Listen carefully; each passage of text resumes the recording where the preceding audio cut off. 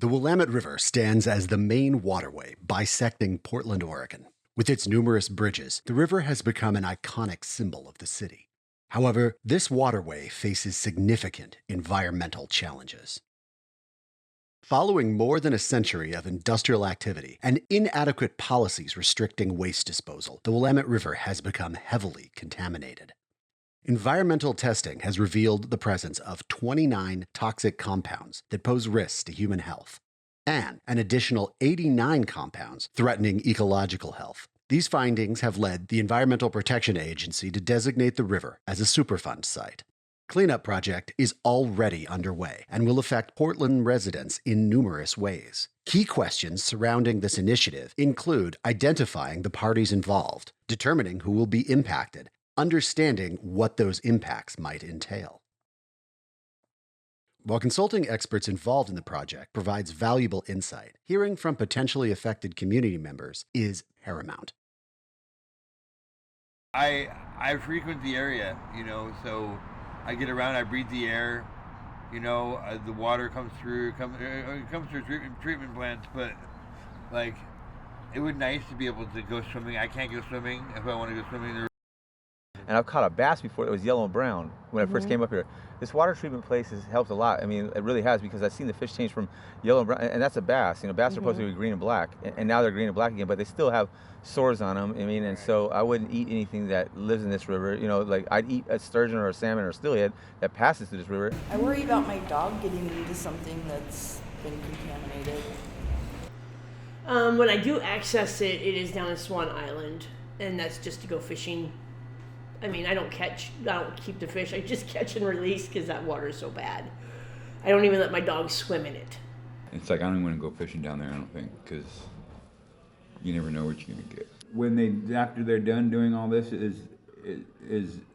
are things going to be better, supposedly?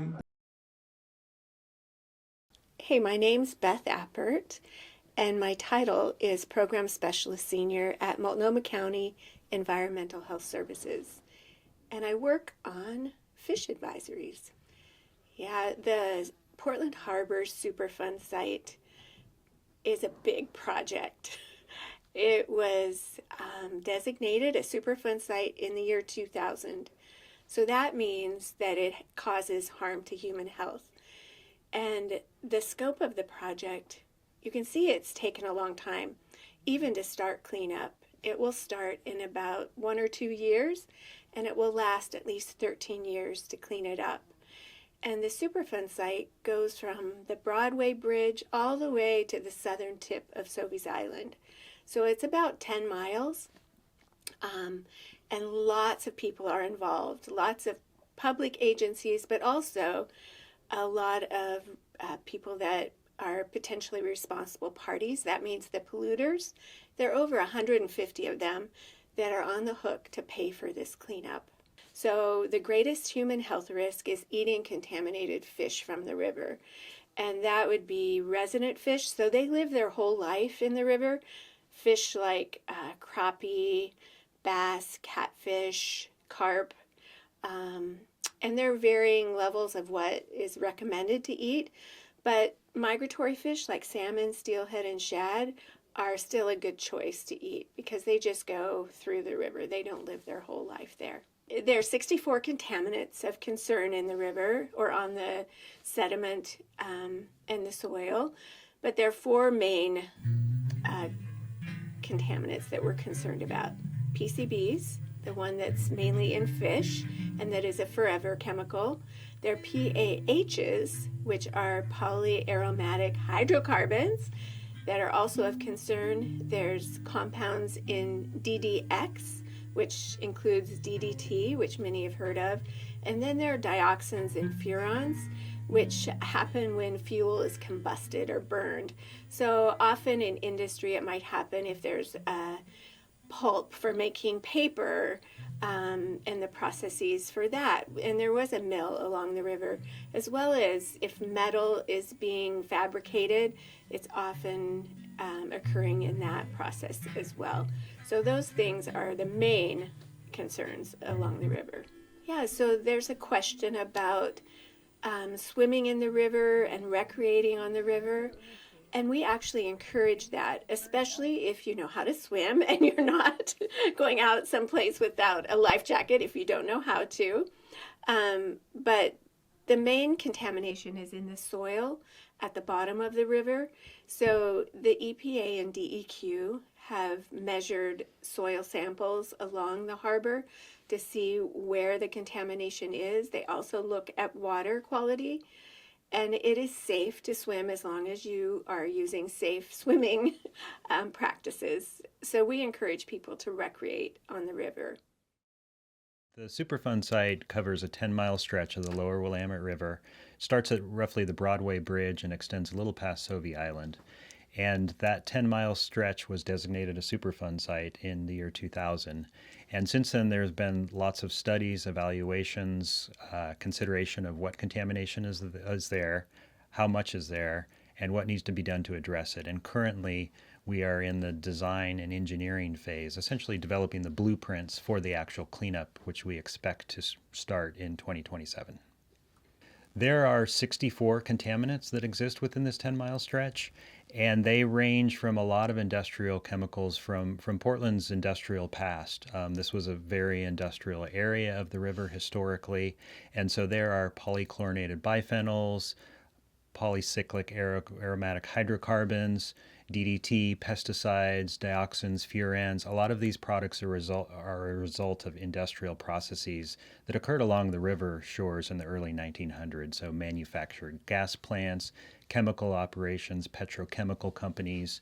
In addition to that, just runoff from Portland. You know, in the early 1900s, rivers weren't seen as a resource. They were seen as a way to dispose of things. So historically, all of the runoff went directly into the river. Sewer runoff, street runoff, industrial processy runoff, and that has resulted in a lot of historical contamination in this 10-mile stretch. There are quite a few interested parties that we are working with. There are over 150 responsible parties, and those are parties that are working to address the cleanup and plan for the cleanup. In addition to that, we're very active in the community. We just last year attended over 30 community meetings. We work with community coalitions and other organizations that are interested. We also work with 6 Native American tribes because historically this has been an area of strong cultural Native American significance and interest. In addition to that, a number of other federal and state agencies. So there are quite a big group when you have a site this large of parties that are interested that we are working with. We designated the site as a Superfund site in 2000, and we wrote and published, after public comment, a cleanup plan, and that cleanup plan was done in 2017. We are implementing that plan. That plan has not been changed, so we plan to continue to implement this cleanup and improve this resource for the citizens of Portland that want to see the restoration of this river for cultural use, for recreational use, and for ongoing continued use for the benefit of Portland. So the Superfund law was created in 1980, and to get the designation of a Superfund site like we have here in the lower Willamette River, it rises to the level of some of the most highly contaminated sites, largest sites in the country, get this designation of Superfund sites. Some of the sites that kind of prompted the creation of the Superfund law is the Love Canal or Valley of the Drums. Those are some very, very well-known historical sites that, where you had burning drum fields, rivers on fire, and it's those types of situations that really prompted the creation of the Superfund program and the Superfund law to address these big, complex, contaminated sites. For a lot of Portlanders, they have potentially heard that this Superfund site has been there a long time, and it hasn't moved forward. And I'm here. I think it's really important to convey to Portlanders that the cleanup is moving forward. We are actively in the river. We have 17 different areas of the river. We've taken over 10,000 samples, all to plan for the active cleanup, which we plan to start in 2027. It'll be a 13-year cleanup, so Portlanders are going to see a lot of activity in the river. There's going to be a lot of barges, dredging material, moving contaminated material out, riverbanks, in water, a lot of activity. It's going to be big, it's going to be significant, but ultimately, after this 13-year cleanup is complete, it's going to be an improved resource for the citizens of Portland. Many of Portland's unhoused community live along the Willamette River in areas the project will impact, alongside community members residing in boats and other makeshift structures on the river itself. Ensuring these voices are heard and represented is essential to mitigate negative effects, give everyone a place at the table, and reduce potential harms. The cleanup effort is projected to span more than a decade and requires billions of dollars in investment. The potential for transformative change in Portland is substantial if the work proceeds with genuine inclusion of those most at risk, rather than focusing solely on established stakeholders. The Portland Harbor Community Coalition, an alliance of organizations, community members, and stakeholders, offers additional information about this project on their website at phccoalition.org.